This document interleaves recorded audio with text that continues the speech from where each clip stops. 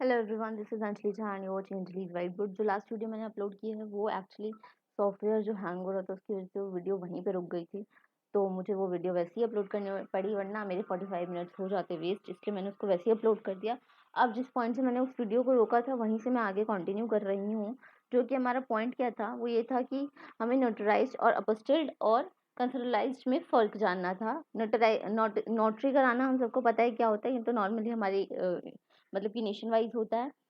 अपोस्टाइल्ड और कंसोलाइज्ड में क्या फॉर्म है, डिफरेंस है। तो ये जो अपोस्टाइल्ड वर्ड है, ये क्या कह रहा है कि मतलब जब एक इस तरीके का ये अटेस्टेशन हो जाता है जो कि हर एक नेशन में, भले अब जब यहाँ पे बात हो रही है नॉन रेजिडेंट जो है, अगर जो डायरेक्टर जो है वो फॉरेन नेशन का है, तो फिर वो क्या कराएगा, वो अपोस्टाइल कराएगा, ताकि वो जो भी जिस भी तरीके का डॉक्यूमेंट है उसको अपोस्टाइल यानी अटेस्ट कराया तो वो हर नेशन के लिए वैलिड हो जाएगा।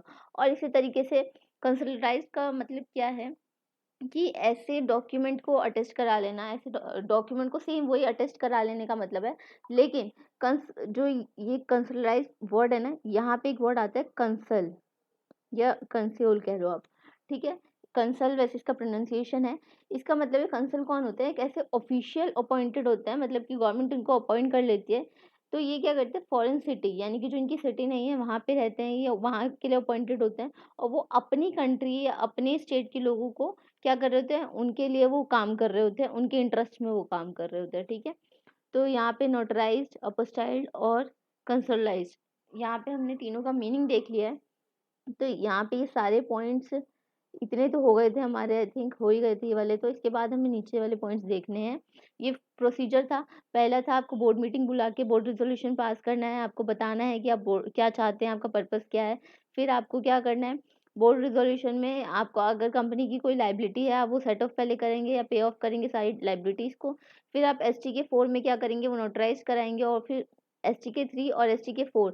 STK 4 होगा एफिडेविट के लिए, और STK 3 होगा कि every director of the company, director company के जितने डायरेक्टर होंगे वो साइन करेंगे और एग्जीक्यूट करेंगे एक बॉन्ड, ठीक है। और एक एफिडेविट होगा STK 4 में, जो कि नोटराइज होना चाहिए। अगर डायरेक्टर फॉरेन नेशन का है और नॉन रेजिडेंट है इंडिया का, तो नोटराइज हो सकता है, या अपोस्टाइल्ड हो सकता है, या फिर कंसोलाइज हो सकता है, ठीक है, वो डॉक्यूमेंट।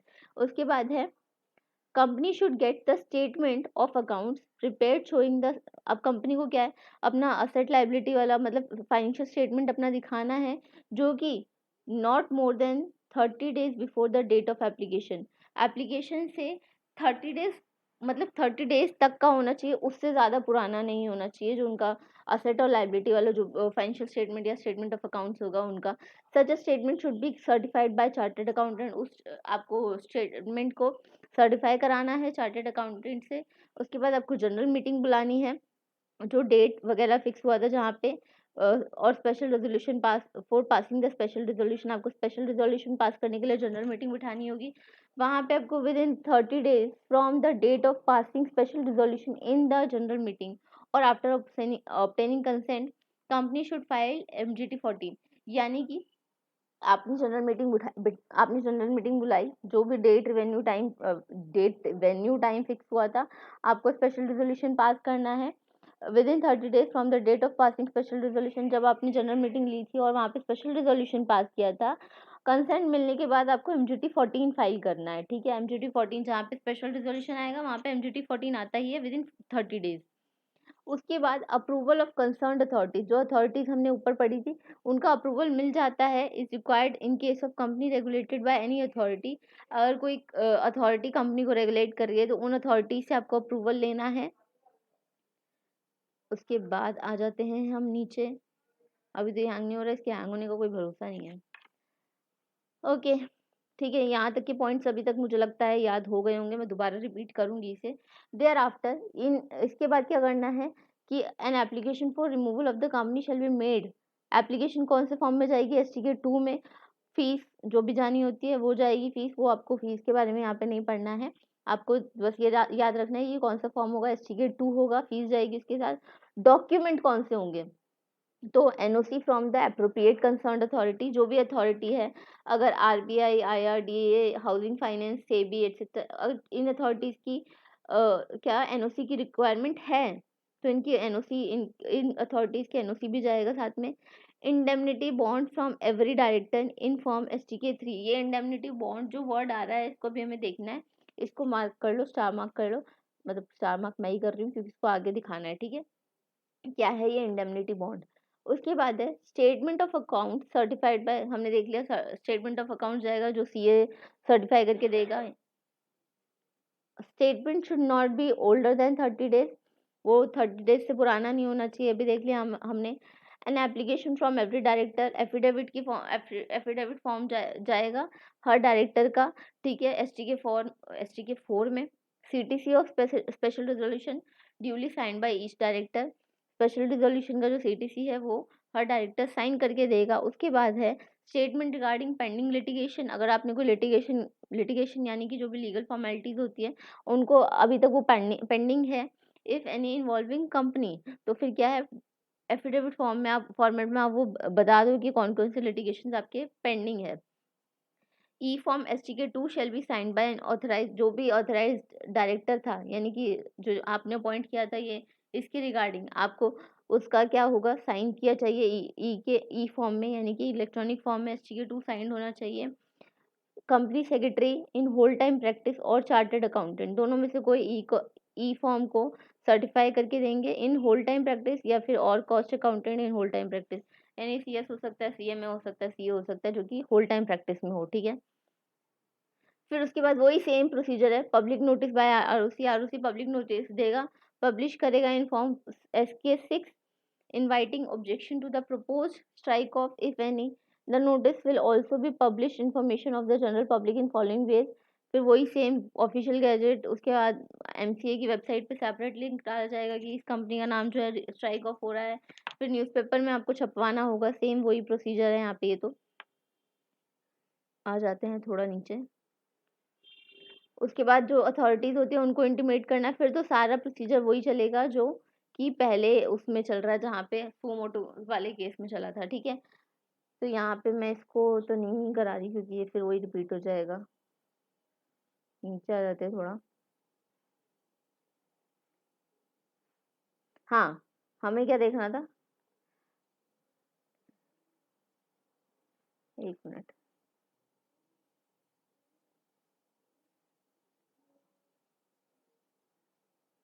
कहाँ गया इंडेमनिटी बॉर्डर, हाँ।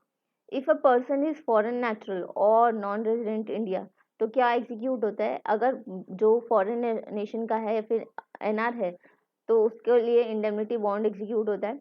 डिक्लेरेशन क्या, नोटराइज, अपोस्टाइल्ड या फिर कंसोलिडाइज फॉर्म में जाता है, ठीक है। ये हमने इंडेमनिटी बॉन्ड का वैसे पढ़ा था, बट यहाँ पे वो स्टार मार्क करना जरूरी है, अगर आपसे पूछ लिया जाए, वैसे पूछा नहीं जाता बट आपको वैसे पता होना चाहिए इंडेमनिटी बॉन्ड क्यों एग्जीक्यूट होता है। तो तभी एग्जीक्यूट होता है जब जो डायरेक्टर है या फिर जो भी पर्सन है वो फॉरेन नेशन का है, तो ठीक है। उसके बाद आ जाते हैं हम थोड़ा और नीचे, नोटिस ऑफ डिसोल्यूशन, पता ही है हमें, हमने सोमोटो में भी यही पढ़ा था। रेगुलेटरी अथॉरिटी वाला यहाँ पे देखना है, अभी हमने पढ़ा NOC चाहिए किसी भी अप्रोप्रिएट रेगुलेटरी अथॉरिटी का, क्यों चाहिए, सॉरी क्यों नहीं, कैसे चाहिए, वो NOC किस फॉर्म में होना चाहिए। NOC certificate from appropriate regulatory authority concerned is required in case of companies regulated under special act। अगर कोई कंपनी स्पेशल एक्ट के अकॉर्डिंग रेगुलेट हो रही है, यानी कि कोई पर्टिकुलर अथॉरिटी है जो उनको रेगुलेट कर रही है, तो वहाँ पे NOC उनका चाहिए इन फॉर्म STK 2 में। ऐसी कंपनीज जो कि कंडक्टिंग ऐसा non banking financial activity conduct कर रही है, फिर इन्वेस्टमेंट एक्टिविटीज कर रही है, तो अगर उनको wind up sorry strike off होना है तो उनको RBI as refer to the, यहाँ पे रुको रुको रुको, इस पॉइंट को लिख के करते हैं, चलो फिर रहने दो, ऐसे ही करते हैं लिखने में, वरना फिर क्या लिखेंगे इसमें, है ना।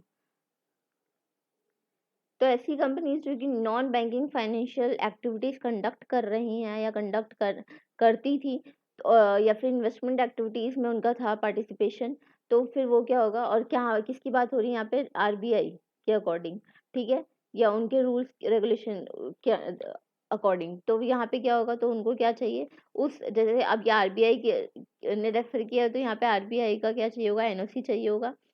फिर या फिर हाउसिंग फाइनेंस कंपनीज हैं, जो कि housing finance companies national housing bank direction 2010 issued under the national housing bank act 1987 के अकॉर्डिंग क्या कर रही हैं, हाउसिंग फाइनेंस कंपनीज हैं, तो उनको क्या चाहिए होगा, नेशनल हाउसिंग बैंक एक्ट के अकॉर्डिंग जो बैंक्स है इसके अंडर, उनका क्या चाहिए होगा, एनओसी चाहिए होगा। ठीक है, उसके बाद अपना आ जाता है इश्योरेंस कंपनीज, जो इंश्योरेंस कंपनीज होती हैं, तो उनको क्या चाहिए, उनको भी फिर ये उन्हीं इंश्योरेंस कंपनीज का क्या चाहिए होगा, एनओसी चाहिए होगा। उसके बाद है companies in the business of capital marketing intermediaries, अगर कैपिटल मार्केट इंटरमीडियरीज में as refer to Security and Exchange Board of India, तो यहाँ पे सेबी का उनको अप्रूवल चाहिए होगा। अप्रूवल यानी नॉन ऑब्जेक्शन सर्टिफिकेट यहाँ पे मतलब बात हो रही है। ऐसी कंपनीज है जो कि इन्वेस्टमेंट स्कीम में रजिस्टर, सॉरी, ऐसी एक कंपनीज है जो कि ऐसे बिजनेस एक्टिविटीज कर रही है जो कि इन्वेस्टमेंट स्कीम्स के अकॉर्डिंग है। ठीक है, जो कि सेबी ने बताया, तो यहाँ पे उनका भी अप्रूवल चाहिए होगा, नो ऑब्जेक्शन सर्टिफिकेट चाहिए होगा। या फिर असेट मैनेजमेंट कंपनीज हैं जो कि सेबी ने बताया, अगेन उनका फिर अप्रूवल चाहिए होगा कि भैया हम स्ट्राइक ऑफ करना चाहते हैं। लेकिन अगर आपने उनका एनओसी नहीं लिया, if an application is made in violation of section 248 subsection 1, तो क्या होगा, it shall be punishable with fine which may extend to 1 lakh rupees. An application filed under subsection 2 of section 248 shall be withdrawn by the company or rejected by the registered as soon as condition under subsection 1 are brought to his notice। इसको ध्यान से देखने का है। यहाँ पे क्या बोल रहा है, हमने देखा था सेक्शन 248 सबसेक्शन 1, जहाँ पे सुओ मोटो केस की बात हो रही थी। तो अगर कोई भी कंपनी जो है वहाँ सुओ मोटो केस में फॉल डाउन कर रही है, और क्या सुओ मोटो वाला जो प्रोविजन है उसमें फॉल डाउन कर रही है, और उसको वायलेट करते हुए कंपनी क्या कर रही है, एक मतलब कि एप्लीकेशन फाइल कर रही है अंडर सेक्शन अंडर सबसेक्शन 2, यानी कि कंपनी खुद से ही अपने आप को स्ट्राइक ऑफ करना चाह रही है, बट वो सुओ मोटो वाले उसमें फॉल कर रही है, मतलब चालाकी होशियारी की भैया हम तो खुद से अपना नाम जो है रिमूव कराना चाह रहे हैं, सेक्शन 248 सबसेक्शन 1 में फॉल डाउन करके फिर भी आप सबसेक्शन 2 के अंडर अपना एप्लीकेशन फाइल करना चाहते हो। तो क्या होगा, या तो आप खुद से विड्रॉ कर लो, अगर आपने विड्रॉ नहीं किया है तो रजिस्ट्रार आपका जो है एप्लीकेशन जो है वो रिजेक्ट कर दे, और आपका जो फाइन होगा वो कितना जा सकता है, 1 लाख रुपीज तक भी जा सकता है। तो अगर ये सबसेक्शन 1 वाला जो है रजिस्ट्रार को पता चल जाता है, तो उनको खुद ही वो रिजेक्ट करना होगा, या फिर कंपनी खुद अपना एप्लीकेशन क्या कर ले, विड्रॉ कर ले, वही उनके लिए बेहतर होगा, वरना 1 लाख तक का फाइन उनका एक्सटेंड हो सकता है। ठीक है, अब देखना आगे क्या है, status of strike off company. जब कंपनी जो है उसको स्ट्राइक ऑफ का स्टेटस मिल जाएगा, उसके बाद क्या होता है, उसके बाद क्या है कि उसके जिस दिन उनको स्टेटस मिल गया स्ट्राइक ऑफ का, उसके बाद से जो उनका सर्टिफिकेट ऑफ इनकॉर्पोरेशन जो उनको इशू किया गया था उसको कैंसिल मान लिया जाएगा। जिस दिन उनको ये नोटिस पब्लिक में आ गया है, जहाँ जहाँ वो नोटिस आना था कि ये कंपनी जो है स्ट्राइक ऑफ हो चुकी है, उसी दिन उनका सर्टिफिकेट ऑफ इनकॉर्पोरेशन जो उनको इशू हुआ था उसको कैंसिल मान लिया जाएगा। ठीक है, except for purpose of realising the amount due to the company and for repayment of जो भी अगर लाइबिलिटीज वगैरह और ऑब्लिगेशन कंपनी ने जो उनको डिस्चार्ज करने थे वो नहीं किए, उस केस को छोड़ के बाकी अगर ये सब हो चुका है तो फिर उनका सर्टिफिकेट ऑफ इनकॉर्पोरेशन कैंसिल मान लिया जाएगा। अगेन यहाँ पे ये बात आ जाती है कि भैया अगर fraudulent application for removal of name, अगर किसी कंपनी ने कोई फ्रॉड करके फिर अपना नेम जो है रिमूव करवाया है, जैसे कि कैसे हो सकता है, लाइबिलिटी डिस्चार्ज ना की हो, क्रेडिटर्स को डिफ्रॉड करने का उनका मोटिव रहा हो। ठीक है, तो वहाँ पे क्या होगा, डिसीव द क्रेडिटर्स और टू डिफ्रॉड एनी पर्सन, किसी और पर्सन के साथ फ्रॉड करने का मोटिव उनको रहा हो, तो क्या हो सकता है कि जो भी जिस भी the person in charge of management of company, यानी जो भी मैनेजमेंट में था उस टाइम पे पर्सन, या फिर जो भी मैनेजमेंट में है person, notwithstanding anything that company has been notified, यानी कि जो भी, एक मिनट, ठीक है, यहाँ पे जो भी जितना भी प्रोविजन यहाँ पे ये कहना चाह रहा है कि नॉट विद स्टैंडिंग का मतलब पता ना भाड़ में जाए जो भी हुआ था अब तक, यानी कि अगर आपको स्ट्राइक ऑफ का स्टेटस मिल भी गया है तो इसको इग्नोर करेंगे, और जो भी आपकी लाइबिलिटी है आप लाइबल हो जाओगे be jointly and severally liable to any person or person who had incurred loss or damage as a result of the company being notified as dissolved. जिसकी वजह से पहले तो आपने डिफॉल्ट करने का सोचा है, जिसकी वजह से कंपनी जो है डिसॉल्व नोटिफाई हुई है, जो भी रीज़न था, तो फिर आप या तो जॉइंटली या फिर अकेले लाइबल हो जाओगे उस इंसान के उसमें। Be punishable for fraud in the manner as provided in section 447। फिर जो सेक्शन 447 हमारा कह रहा है उसके अकॉर्डिंग आप जो हो पनिशेबल हो जाओगे फॉर फ्रॉड। ठीक है, तो पहला क्या था, अगर आपने अपनी कंपनी को स्ट्राइक ऑफ कराया है फ्रॉडुलेंट नेचर से और वो नेचर पता चल जाता है, तो आप या तो जॉइंटली या फिर सेवरली लायबल हो जाओगे टू एनी पर्सन और person who has incurred loss, जिसको लॉस हुआ है, और damage who had incurred loss, जिसकी वजह से ये लॉस हुआ है, और damage as a result of the company being notified as result. ठीक है, और फिर आपको पनिशमेंट भी मिल सकती है एज फ्रॉड, जो भी सेक्शन 447 कह रहा है उसके अकॉर्डिंग। यहाँ तक आई थिंक क्लियर होगा, नहीं होगा तो please tell me on Telegram या फिर ऑन इन कमेंट सेक्शन। और यहाँ पे एक बात और है कि रजिस्ट्रार के पास भी पावर है कि प्रोसिक्यूशन रिकमेंड कर सकते हैं, जो भी पर्सन उसके लिए लाइबल था, जिसने भी एप्लीकेशन फाइल की रिमूवल के लिए, उसके अगेंस्ट प्रोसिक्यूशन रिकमेंड की जा सकती है। इसके बाद अपना रहता है एसटी के, जो भी हमने फॉर्म पढ़े इसको आपको लर्न करना पड़ेगा। ये फॉर्म जो है ये आप नोट कर सकते हो, बहुत ही सही तरीके से यहाँ पे आपको दिया हुआ है कि कौन सा फॉर्म किस चीज़ के लिए यूज़ हुआ है। तो आ जाते हैं हम अपना रिस्टोरेशन ऑफ कंपनी पे। रिस्टोरेशन ऑफ द कंपनी क्या कह रहा है, यहाँ पे है कि जो रजिस्टर हाइलाइटर, जब सुओ मोटो के अकॉर्डिंग नोटिस इशू हुआ था according to section 248 subsection 1, strike of the name of the company, it may happen that name of company may be struck off even though the company is active but due to non filing of reply. यानी कि हो सकता है कि जब ROC ने notice भेजा था कंपनी और डायरेक्टर्स को, उन्होंने रिप्लाई ना किया हो, लेकिन कंपनी जो है एक्टिव उस टाइम पे थी, बट उनके नॉन रिप्लाई की वजह से, यानी कि उन्होंने रिप्लाई फाइल नहीं किया, इसकी वजह से आरओसी ने उनका नाम रिमूव कर दिया। तो ऐसे केस में क्या हो सकता है, directors of such a company have no option but to approach NCLT by making an appeal।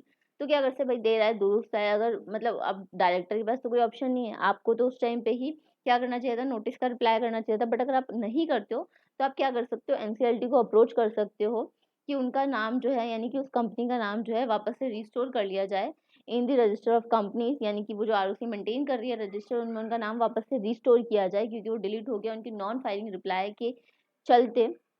तो फिर क्या हो सकता है, legal provision related to restoration of name of the struck off companies are given in section 248 से लेकर section 252 में legal provision ये रखे हैं कि जो रिस्टोरेशन है वो कैसे होगा, जो कि हम आगे पढ़ने वाले हैं। तो उसी पे डायरेक्ट जंप करते हैं। Appeal to NCLT for restoration of the name, any person aggrieved by the order of ROC may file an appeal before the tribunal within 3 years of the order passed by ROC. ध्यान रखने वाली date क्या है यहाँ पे, date के मतलब period क्या है, कि जिस दिन उनका नाम जो है, मतलब आरओसी ने जो ऑर्डर पास किया और उनका नाम रिमूव करवा दिया, उसके विद इन 3 years तक में, मतलब वो 3 साल बीतने से पहले पहले विद इन 3 years में उनको ट्रिब्यूनल को अपील करना है। ठीक है, कि भैया हमारा नाम जो है रिस्टोर करवा दीजिए, हम आपको अपील कर रहे हैं।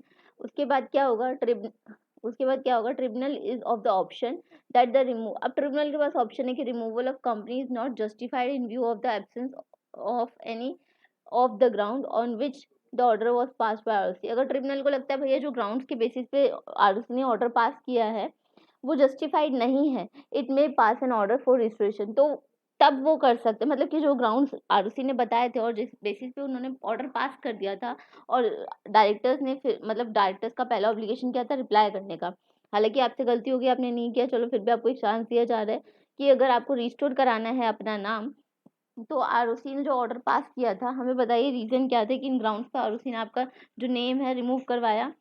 तो अगर ट्रिब्यूनल को वो जो ट्रिब्यूनल के ओपिनियन में ये अगर आता है कि रिमूवल ऑफ नेम जो हुआ है, ये जो ग्राउंड्स बताए गए हैं वो जस्टिफाइड नहीं है, तो वो रिस्टोरेशन के लिए ऑर्डर पास कर सकते हैं after giving a reasonable opportunity of making representation. लेकिन रजिस्ट्रार आरओसी को क्या होगा, बीइंग हर्ड यानी नेचुरल जस्टिस, उनको बीइंग हर्ड का अपॉर्चुनिटी दिया जाएगा, वो अपना रिप्रेजेंटेशन दिखा सकते हैं रिप्रेजेंट कर सकते हैं अपना जो भी उनके पास पॉइंट ऑफ व्यूज है, the company and all the person concern. किनको इनको या बीइंग हेड का अपॉर्चुनिटी मिलेगा, आरओसी कंपनी और जो भी उससे रिलेटेड लोग थे उनको, ठीक है।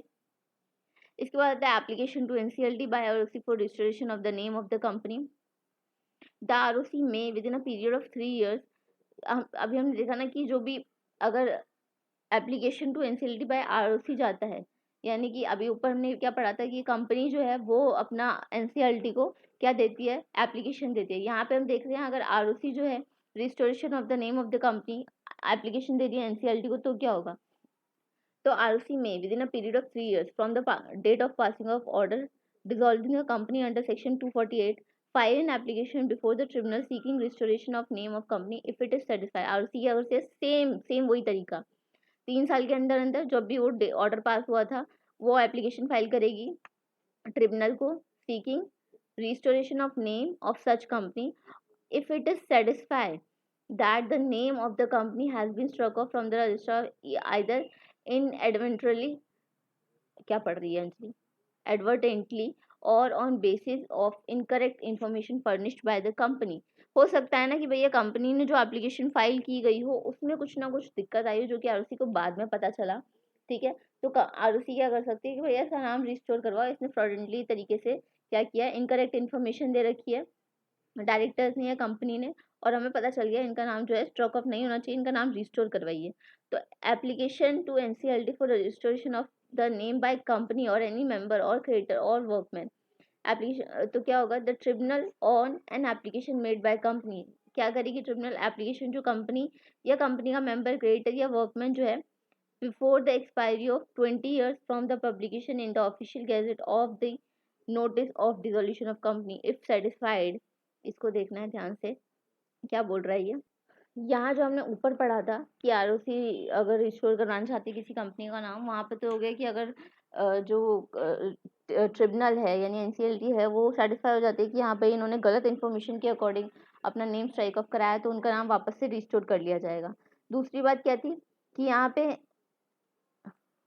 यहाँ पर ट्रिब्यूनल जो है कोई अगर कंपनी जो है या कंपनी का मेंबर क्रिएटर वर्कमैन 20 साल, यानी कि जब ऑफिशियल गैजेट में उनका नाम डिसॉल्व हो जाता है उसके with in 20 before expiry of 20 years, यानी 20 साल बीत जाने से पहले अगर ट्रिब्यूनल जो है वो एप्लीकेशन से सेटिस्फाई हो जाती है कि कंपनी जो थी जिस टाइम पे उनका नाम रिस्टोर किया सॉरी रिमूव किया गया उस टाइम पे बिजनेस कैरी कर रही थी, या फिर otherwise it is just that the name of the company be restored to the register of member में वापस से रिस्टोर हो गई थी, तो क्या होगा, कंपनी जो है कंपनी को ऐसा मान लिया जाएगा कि ये कभी स्ट्रोक ऑफ हुई ही नहीं थी, ठीक है। इसमें इतना ही पॉइंट है जो कि इतना इंपॉर्टेंट है नहीं।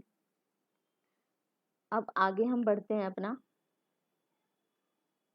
मेनली जो हमारे फॉर्म है ना वही हमें ज़्यादातर याद करने हैं, उन्हीं पे ज़्यादा हमें फोकस करना है और प्रोसीजर पे कि भैया क्या प्रोसीजर होगा, और अगर फ्रॉड करके कंपनी क्या कराती है अपना नेम रिमूव करवाती है तो वहाँ पे क्या पेनल्टीज आती हैं।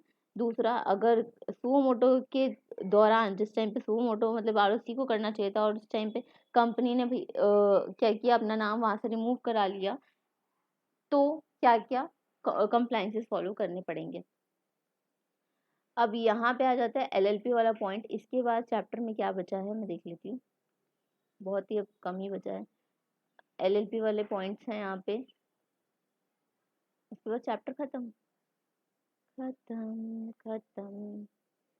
एलएलपी क्या है, एलएलपी पहली बात तो लिमिटेड लाइबिलिटी पार्टनरशिप, और यहाँ कंपनी के अलग थे स्ट्राइक ऑफ को लेकर प्रोविजन और एलएलपी के लिए अलग है। Striking of the name of the LLP from the register of LLP के अलग रजिस्टर होते हैं, तो जो प्रोविजन सेक्शन 248 से 252 तक है वही सेम प्रोविजन जो है एलएलपी के लिए होंगे। कहाँ गया, dealing with the provision of removal of company, similar provision LLP के लिए फॉलो किए जाएंगे। इसमें यहाँ पे ये वही सेम बात रिपीट हो रही है, रुक जाते हैं अभी हम। हाँ, the MCA of the Ministry of Corporate Affairs has recently amended limited liability partnership rule 2009 by introducing LLP amendment rule आया था with effect from 20th May 2017।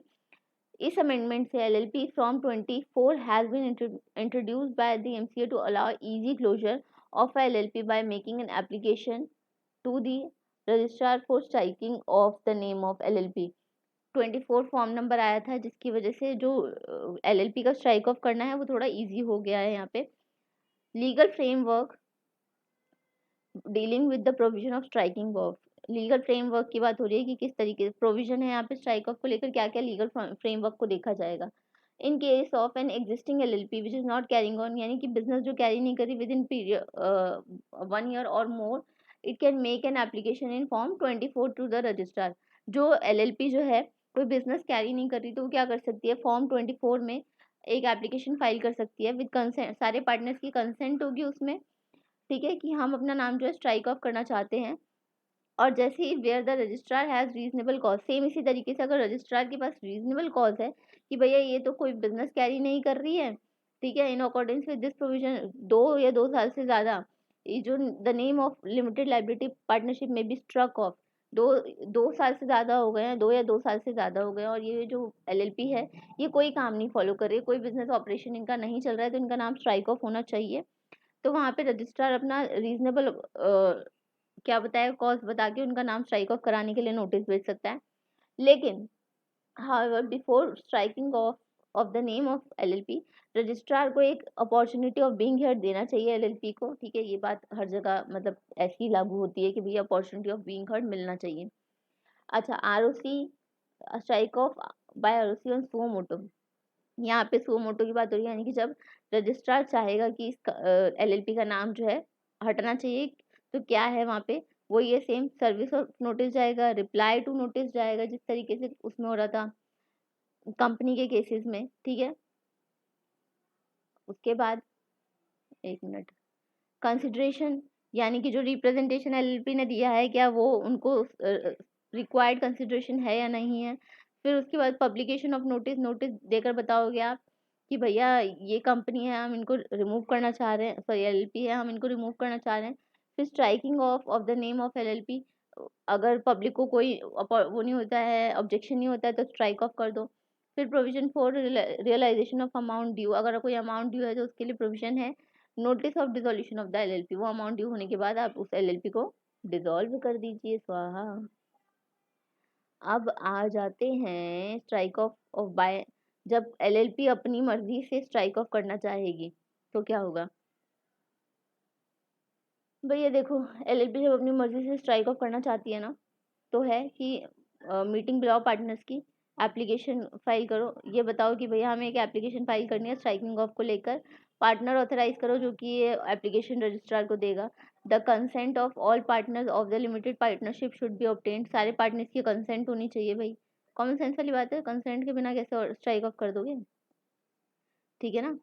उसके बाद है, मैं थोड़ा फास्ट चल रही हूँ इसमें क्योंकि वापस रिपीट, मैं वो वही प्रोविजन रिपीट नहीं करना चाह रही, फिर उतना टाइम इसमें लगाने का कोई मतलब नहीं है। फिर जो भी एनुअल रिटर्न फाइलिंग पेंडिंग होगी उसको करो of form 8 and 11 up to the end of financial year in which the LLP cease to carry on its business on commercial operation should be completed before application of an striking off, यानी कि जब आप striking off के लिए application file करोगे उससे पहले जितने भी आपके कमर्शियल ऑपरेशन है उनको कंप्लीट कर लीजिए। अप्रूवल ऑफ कंसर्न अथॉरिटीज, जो भी अथॉरिटीज यानी कि हमने पढ़ा है RBI, ये सारे इसी तरीके से अगर कोई अथॉरिटी किसी LLP को रेगुलेट कर रही है बाय एनी स्पेशल लॉ तो उनका NOC लीजिए। All the designated partners are the LLP must execute, फिर वही सेम बात, एग्जीक्यूट करो एफिडेविट या तो जॉइंटली या सेवरली, या फिर that limited ceases to carry जिस दिन फ्रॉम डेट और has not commenced business and also declare that LLP has no liability, आप बताइए कि भैया LLP की अब कोई लाइबिलिटी नहीं है, कोई बिजनेस इन्होंने नहीं किया था। Indemnify any liability that may arise even after striking of its name from the register. The liability of the partner would be extinguished even after closure of, जो ये LLP में क्लोजर आएगा उसके बाद क्या हो जाएगा, पार्टनर्स की लाइबिलिटी जो है एक्सटिंग्विश नहीं होगी, भले ही क्या हो जाए LLP का नाम जो है वो रिमूव हो जाए, लेकिन पार्टनर्स की लाइबिलिटी तब भी रहेगी अगर बाद में पता चलता है तो, ठीक है। उसके बाद एक एप्लीकेशन दीजिए कि फॉर्म 24 में अलॉन्ग विद फीस कि भैया हमारा नाम जो है रिमूव करवा दीजिए। स्टेटमेंट जाएगा, एक्नॉलेजमेंट जाएगी self sorry income tax return की, ठीक है। Copy of initial limited partnership agreement जाएगा, अगर किसी भी एग्रीमेंट में आप एंटर हुए हैं तो। अरे यार बच्चे लोग भी अभी चिल्ला रहे हैं। बनने दो बेटा, बनने दो, 5-10 मिनट की बनने दो, बाद में खेल लेना गली में। उसके बाद है an affidavit sign by designated partner either jointly. बताइए कि भैया हैज नॉट कम, आपका जो अब पार्टनर, अरे यार बहुत शोर हो रहा है, बहुत शोर हो रहा है, तुम ही बोल लो बेटा, लेट्स इग्नोर, ठीक है, मैं जोर जोर से बोल रही हूँ। तो आगे क्या था कि ना साइन करिए कि भैया इन्होंने कोई बिजनेस कैरी नहीं किया, where it commenced business, sorry, that the limited liability partnership has not commenced business or where it commenced, अगर बिजनेस किया तो कहाँ किया, नहीं किया तो बताइए नहीं किया। It cease to carry on such business from, कब से उनका बिजनेस जो है खत्म हो गया कैरी करना, मतलब खत्म हो गया कैरी करना, क्या बोल रही हूँ। That the LLP has no liabilities, कोई लाइबिलिटी नहीं है। And indemnifying any liability that may arise even, अगर कोई स्ट्राइकिंग ऑफ के बाद आ सकता है तो इंडेमनीफाई करिए उस लाइबिलिटी को। That the liability sorry LLP has not open any bank account, कोई बैंक अकाउंट नहीं है। और अगर and where it had open कहाँ था, the said bank account has since close, अगर था तो कहाँ था और क्लोज हो गया तो उनकी statement from respective bank demonstrating closure of bank account, ये भी बताइए। That the LLP has not filed any income tax return where it has not carried on, business carry नहीं किया तो भैया अगर वो भी नहीं किया, इनकम टैक्स रिटर्न फाइल नहीं किया। Okay, copy of detailed application mention full details, LLP की सारी डिटेल बताइए और रीजन बताइए क्यों बंद कर रहे हैं। Copy of authority to make the application duly sign by all partners, जो एप्लीकेशन आपने फाइल किया वो सारे पार्टनर से साइन करा के वो भी अटैच कीजिए। फिर पब्लिक नोटिस बताइए, पब्लिक में बताइए कि हमने जो है वही जो जनरल पब्लिक को बताना था, बट कितने मंथ में, कितने पीरियड क्या है इसका, 1 मिनट, हाँ पीरियड क्या है इसका, जनरल पब्लिक को बताइए विद इन 1 मंथ, ठीक है। उसके बाद है strike off the name of LLP ना, आप जो भी after the expiry of time limit of 1 month and unless cause to the contrary, if there is no objection, there are no objection received, कोई ऑब्जेक्शन जनरल पब्लिक ने नहीं दिया उसके ये 1 महीना खत्म होने के बाद, तो रजिस्ट्रार क्या करेगी, उनका नाम LLP से रिमूव कर देगी। Provision of realisation of amount due, अगर the register before passing an order of striking of the striking of the name of LLP should satisfy the sufficient provision has been made, realisation of all amount, जो भी उनका LLP का जो भी amount due था वो पे कर दिया गया है, डिस्चार्ज कर दी गई हैं लाइबिलिटीज, ये ध्यान में रखना है हाँ, किसको, रजिस्ट्रार को, कि ये स्ट्राइक ऑफ का ऑर्डर पास करने से पहले ये सारी चीज़ें देख लेनी है। नोटिस देना है डिसोल्यूशन का कि ये कंपनी, ये LLP जो है डिसॉल्व हो चुकी है। Striking of the name of the LLP, जब एप्लीकेशन प्रोसेस होगा और एक्सेप्टेबल हो गया तो क्या करना है, स्ट्राइक ऑफ कर देना है। फिर उसके बाद liability, the liability of all designated partner of the LLP would continue, अगर डिसॉल्व हो भी गई तब भी कंटिन्यू रहेगी, दोनों ये जितने भी लाइबिलिटी सॉरी LLP के पार्टनर्स होंगे उनकी। रिस्टोरेशन ऑफ LLP कैसे, अब हमने ना इस चैप्टर में ये याद रखना, हमने जो पॉइंट्स पढ़े कंपनी के रिगार्डिंग सेम पॉइंट्स हमारे LLP के रिगार्डिंग भी में है, ठीक है।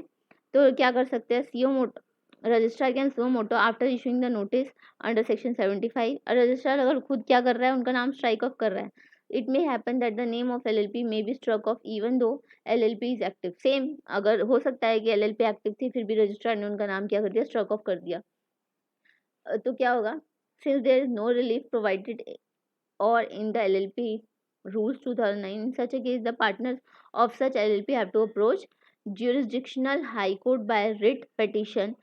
अब जो रेमेडीज कंपनीज के लिए थी वो रेमेडी यहाँ पे नहीं है, तो क्या कर सकते हैं वो जुरिस्डिक्शनल, यानी उनके जो जुरिस्डिक्शन में हाई कोर्ट आता है वहाँ पे रिट पिटिशन फाइल कर सकते हैं और अपना नाम क्या, रिस्टोर करवाने के लिए। That's it for this chapter and I think it is clear to you guys now what is your duty. Your duty is to share this video as much as you can and make people subscribe my channel. That's it. Have a good day, keep studying and stay safe from corona, क्योंकि बहुत ही बुरा हाल होना है। ठीक है, bye.